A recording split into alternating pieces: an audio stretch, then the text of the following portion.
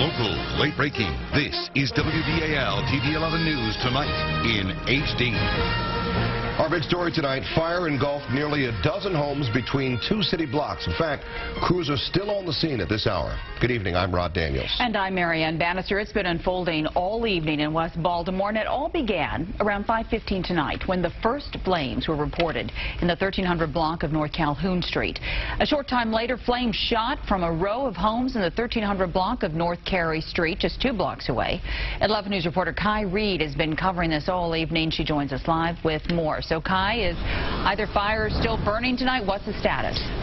Well, yeah, Marianne, the fire that was here North Carey behind me was extinguished just about a half hour ago, but now we're learning that that North Calhoun fire just a block away has rekindled in the last 5 minutes or so. In all tonight, firefighters fought fires in 11 homes on 2 different blocks.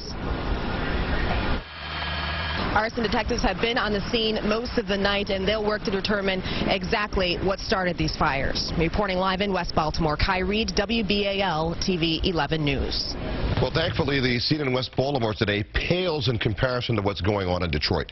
Some 85 fires in just about 24 hours. Dozens of homes destroyed. In fact, there's so much damage there, officials aren't even close to having damage estimates yet. The majority of the fires have been put out or controlled. Most of the blazes were caused by strong winds. Meanwhile, the sole survivor of a Howard County apartment fire tonight, is charged with murder and arson. Police say 34-year-old Damon White stabbed his ex-wife to death and then set her apartment on fire to cover up the crime. 11 News reporter Carrie Cavanaugh is live at Howard County Police Headquarters with more. She has the latest for us. Carrie?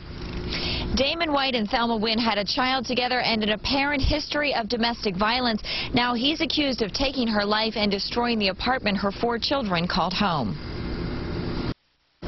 And police tell us they did find a knife in the apartment. They're testing it to see if it is in fact the murder weapon. Meanwhile, Damon White is listed in stable condition at shock trauma, where he is under police guard.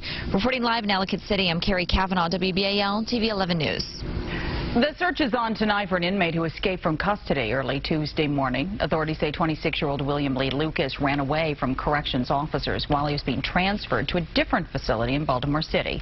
Yesterday, Lucas, serving a 4-year sentence for robbery and drug charges, was scheduled to be released next year. He was last seen wearing a blue corrections shirt and pants. If you see him, you're urged to call 911. An 11 News update now. The accused killer released on bond in Anne Arundel County. The state's attorney's office filed a new motion this morning asking a different judge to rescind bail for 26-year-old James King. They argue King was originally held without bond and there was no hearing to grant that bond. They also say King, who is accused of killing a man sitting at a red light, is a flight risk and a danger to the community. A hearing on the motion to rescind bail is set for tomorrow morning at 9 a.m. A Baltimore County woman has been sentenced for stealing donations intended for a young cancer patient. Donna Rock was found guilty of theft and sentenced to a year behind bars for taking money intended for her 5-year-old neighbor, Serena Lambert. Lambert was diagnosed with stage 4 neuroblastoma at the age of 3. Her mother says Rock volunteered to help raise money to cover medical costs, then pocketed at least $2,000. Serena's mother says she's relieved that Rock will serve jail time. She adds Serena is doing well and currently seeking treatment at the Children's Hospital of Philadelphia. Well, we have more now on the 2 men accused of shining laser pointers at the Baltimore County Police Aviation Unit. Those 2 were arrested after 2 separate incidents in August. Officials say the lights can be extremely dangerous and even cause temporary blindness to crews in the air. We were actually on the west side of Baltimore County. We were struck by one of the lasers. Again, I can tell you firsthand, very disconcerting, very disorienting. And like the lieutenant said, it could absolutely affect the air crew's ability to safely continue the flight. This has become a problem nationwide, and police are cracking down. We're told an individual in Ohio is currently serving 4 years behind bars for a similar crime. Hazmat crews continue tonight to clean up a hydrochloric acid spill in southwest Baltimore. Roughly 55 gallons of acid spilled into the 2900 block of Weddington Avenue around 9:45 this morning.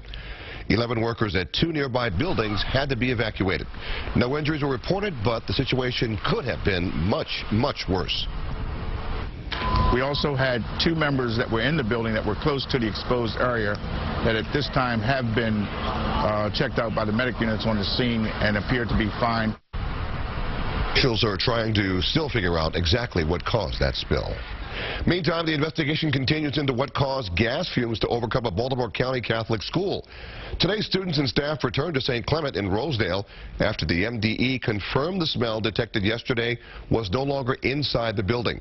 A nearby Royal Farms gas station had been ordered to hammer out a plan by September 15th to determine if its fuel contaminated the school's water. Well, tonight, the battle for slots has the look and feel of a major political campaign.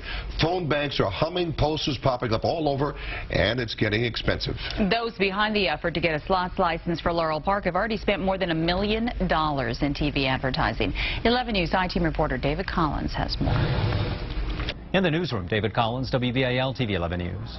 And David also learned about the complaint filed against Penn National by the Cordish Company. We first told you about that last month. Cordish claims Penn National violated its own slots license in Cecil County by supporting the campaign to block slots at Arundel Mills. David Collins reports that the Maryland Lottery Commission will decide next week whether or not to launch a full investigation. Well, the CDC is fairly certain the flu shots won't be a shortage this year. We're going to tell you why. Plus, hundreds of area Jews celebrating the New Year will take you to a Rosh Hashanah celebration under the stars in Baltimore County. And if you're not fired up yet, we just may have the trick, how the Ravens are getting fans ready for the kickoff. High-tech robotic equipment is changing the way some surgeries are done here at the University of Maryland Medical Center, and for some cancer patients, it's making all the difference. I'm Jennifer Franciotti. Details are next. It was 90 again today, or better in some spots, but there's some cool, dry, fall-like air moving into the mid-Atlantic as we speak. Temperatures have dropped into the low 70s now in Baltimore. Winds are out of the northwest, gusting to 18 miles an hour, and Insta Weather Plus coming up.